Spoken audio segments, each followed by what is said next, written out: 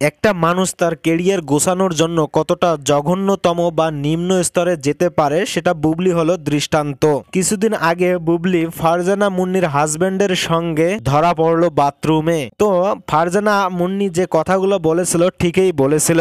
উনি বলেছিল যে বুবলি একদম পুরুষ মানুষ যা পছন্দ করে বুবলি হচ্ছে তাই। উনি যেমন চেহারার দিক দিয়ে জঘন্য তেমনি ওনার কাজকর্ম।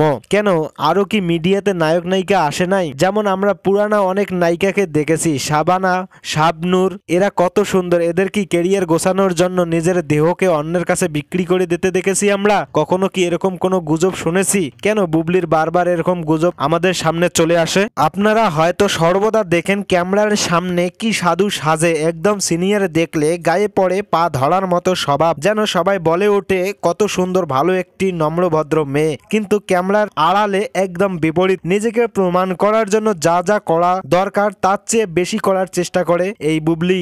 এটা অবশ্য ভালো গুণ, নিজেকে প্রমাণ করতে হবে। তাই বলে একটি মুভি পাওয়ার জন্য বাথরুমে কেন ধরা পড়তে হবে বা অন্যের মেকআপ রুমে যেতে হবে?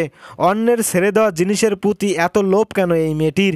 প্রথমে অন্যের ছেড়ে দেওয়া মুভির মধ্য দিয়ে সিনেমায় আসা, তারপর অন্যের ইউজ করা জামাই নিয়ে টানাটানি সহ কি নানান বিতর্কমূলক কাজে জড়িত এই বুবলি।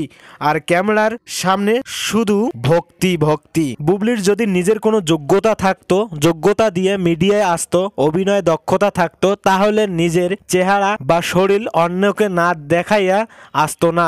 নিজের যোগ্যতা নাই বলে নিজের শরীর বিকৃত করে এসব করতেছে। যদি নিজের যোগ্যতা থাকতো তাহলে তাদের ভক্তর জন্য যোগ্যতা দিয়েই এগিয়ে যেত। যেহেতু যোগ্যতা নাই তাই তো ভক্তদের সামনে যেতে হবে, তাই বিকল্প পরিকল্পনা বা পথ বেছে নিয়েছে এই বুবলি। তো যাই হোক, ভিডিওটা আপনাদের কাছে কেমন লাগলো তা অবশ্যই কমেন্ট করে জানাবেন, এবং বুবলির সম্বন্ধে কোনো কিছু জানার থাকলে বা বলার থাকলে অবশ্যই কমেন্ট করে তাও জানাবেন। সবাই ভালো থাকবেন, সুস্থ থাকবেন, গুড বাই।